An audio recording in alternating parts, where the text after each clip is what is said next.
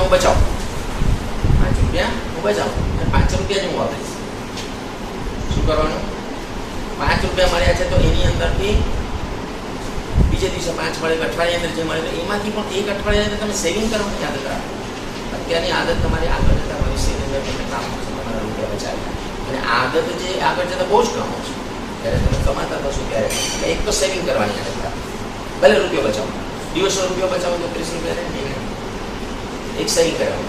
બીજું કે તમને જે રૂપિયા વાપરવા મળ્યા છે એનું તમે શું ખરીદશો એ તમે એકવાર જો.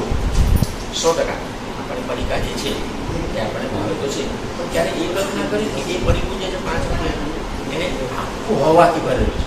એની અંદર શું છે? નાઇટ્રોજન ગેસ, કે લાંબા સમય સુધી એ સુરક્ષિત રહે એના માટે એની અંદર હવા ભરેલી છે. એને આપણે ખોરી તો આટલું નીકળે છે. કેટલું? આટલું જ નીકળે છે. પેકેટ તો એટલું મોટું લાગે આપણને. ત્યારે એની કલ્પના કરો કે એ જે ચિપ્સ છે કે એ જે બટાકાની વેફર્સ છે કે જે કુરકુરે છે આ છે એનું વજન જોયું છે તમે? હવે જ્યારે નેક્સ્ટ ટાઈમ તમે લ્યો ને પાછળ વજન જોજો, 15 ગ્રામ, 18 ગ્રામ, કેટલું હશે વજન? 22 ગ્રામ. આટલું જ વજન તમને આપે, 50 ગ્રામ નહીં આવે. તો એ જે ગણતરી છે એને ગુણાકાર કરીને એ વસ્તુ કિલોમાં કેટલી પડી એ તમે જોજો. તમે કલ્પના કરજો. આજે તમારું હોમવર્ક લેસન સાંજ સુધીની અંદર તમે કલ્પના કરજો. તમે જે 5 રૂપિયાની વેપાર છે પડી કરે જે કંઈ પણ ખાવ છો એ 1 કિલોનો ભાવ કેટલો? તમે આખો સારું આટલું બધું મોંઘું આપણે ખાઈએ. આટલું તો બદામ ને કાજુ ને જે વસ્તુ છે એટલી એક મોટી ન હોય. એટલો બધો તમે ગણતરી થાય કે જે આપણને બિઝનેસ કંપનીઓ જે છે એ આપણને વધારે દે છે મોંઘા ભાવે. બીજી વસ્તુ એની અંદર શું છે? એની અંદર એડિક્શન એટલે આદત થાય એવા રસાયણો છે. આદત એટલે વ્યસન. વ્યસન થાય. તમે એક દિવસ પડીકું ખાશો ને તો એની અંદર એવા મસાલા નાખી કે તમારે જીવન અંદર એનો ટેસ્ટ આવે. આજે મારે ટેસ્ટ પણ લે આગળ તમે અહીંયા ચાખો એટલે તમે આટલું એવું મોટું એ બધું એક ટેસ્ટ પરની અંદર એ જે રસાયણો જાય બીજે દિવસે સેમ ટાઈમે તમને યાદ આવે. આવું થાય છે કોઈ ને? તમે એક પડીકું આવે તો બીજે દિવસે તમને સેમ ટાઈમ એ જ પડીકું યાદ આવશે. ના મારે આ પડીકું ખાવું છે એના વગર નહીં. ત્રીજે દિવસે વળી પાછું તમે પડીકું લેશો. ઝઘડો કરીને 5 રૂપિયા તમે ઘરે લઈ જશો. એની અંદર એવા રસાયણો નાખ્યા કે તમને વ્યસની બનાવે. એ પડીકા એવા છે કે તમને વ્યસની બનાવે. અને બીજું એની અંદર પોષક તત્વો બિલકુલ 0 છે.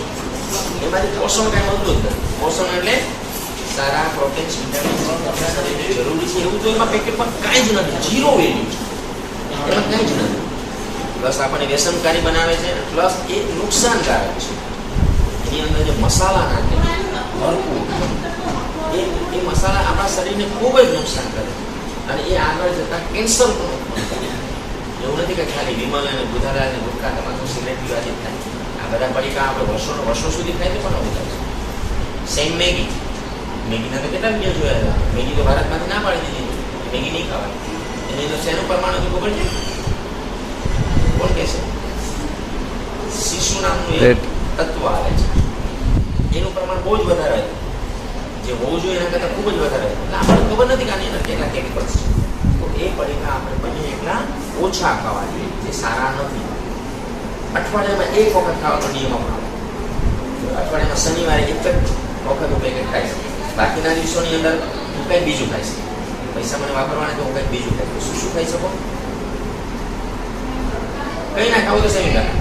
સમજો લો મહિનામાં તમારે કેટલા રૂપિયા ખાવું છે તો શું ખાશું? હેલ્થી સારી વસ્તુ જે અવેલેબલ હોય. સારી સ્કૂલની બહાર હશે ગેરંટી. સ્કૂલની બહાર જે વેચાતું છે તો સારી વસ્તુ હશે. હેલ્થી વસ્તુ તમારા શરીરને એમ કે એ વસ્તુ એમ કે બરોબર છે હું હેલ્થી શરીર માટે ફાયદા કરે તો ખાવી દે. કાંઈ મળે છે સ્કૂલની બહાર હેલ્થી? કાંઈ મળતું જ નથી. કાંઈ જ નહીં.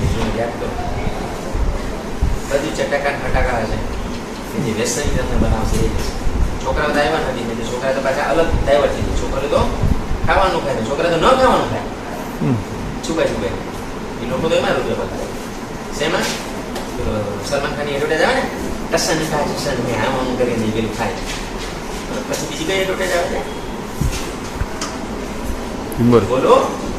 છુપા કેસરી. કેસરી એટલે કેસર. કોઈ કહે છે કેસર કિલોનો ભાવ કેટલો છે? કેસર આપે કલ્પના કરો. એ વિમાનની અંદર 5 રૂપિયાનું કેસર નાખે જેનો કિલોનો ભાવ લાખોમાં હોય એ બધા ગપ્પાઓ, ગપગોળા. જેટલી પણ એડવર્ટાઇઝમેન્ટમાં આવતી હોય એ વસ્તુ કોઈ વસ્તુ બધું જ ખોટું.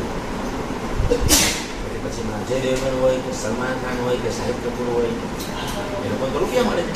એક એડવર્ટાઇઝના એ લોકોને કરોડો રૂપિયા મળે છે. જે આપણને કહે છે બોલો જુવા કેસરી કે પસંદ કરશે સંગીત એ તો કોલ્ડ ડ્રિંક્સની એડવર્ટાઇઝ કરે છે. કોલ્ડ ડ્રિંકની એડવર્ટાઇઝ કરે થમ્સઅપ છે, કોકા કોલા, સ્પ્રાઇટ, ડીઓ, આ બધી બધી જ નુકસાનદાયક વસ્તુ છે. અને કરતાં લીંબુ શરબત ને શેરડીનો રસ આપણો સારો. સોપારી વધારે થાય છે. સોપારીને આદત પડી જશે. વિમલ ને સોપારી બે એક જ વસ્તુ હોય. ડેલી તમે કોઈ પણ વસ્તુ ખાઓ એ વ્યસન છે. સોપારી પણ ન ખાવી જોઈએ. લાંબા ગાળે તમે જાઓ તો ખોટા જોવા મળશે, અલ્સર થઈ જશે મોઢાની અંદર અને એમાંથી આપણે ટેન્શન થાય. તો પડીકા ખાશો બધા અઠવાડિયામાં એક વખત નિયમ બનાવો. શું કરશો? ખાવાના જ પણ અઠવાડિયામાં એક વખત. એવો નિયમ પાડશો તો વાંધો નહીં. ધીમે ધીમે તમારી આદતો પડીકા ખાવાની છે છોડ અને વિચાર કરો હું અમારી બચત કેમ કરું. ક્યારેક રૂપિયા ભેગા કરીને મમ્મી પપ્પાને સામે આપજો, રૂપિયા જોજો તમે રૂપિયા તમારા મહિનાના ભેગા કરીને સામે આપજો, બધું મેં આટલા બચત કર્યા. રાજી થઈ જશે. સરસ એ રાખવાની પપ્પા આટલા બચત કરેલા છે ને એટલા સામે સામા પાછા બીજા મને આપો, હું આપીશ નહીં. વળી પાછો મહિનો થાય ડબલ રૂપિયા તમે 250 બચાવો, 250 બીજા ના ખાઓ. મમ્મી 500 ગયા બીજા મહિને વળી પાછા 500 આપો, 500 બીજા ના ખાઓ. હેન્ડસમ એમાઉન્ટ ભેગી થશે તમને આગળ જતા કામ આવશે. સારી વસ્તુ પરચેસ કરી શકશો એમાંથી. તમે ટ્રાય કરજો. બે કે 5 રૂપિયામાં બચાવવાની પાડશો ને 1 વર્ષની અંદર તમે કલ્પનાની વસ્તુ ભરી જશે.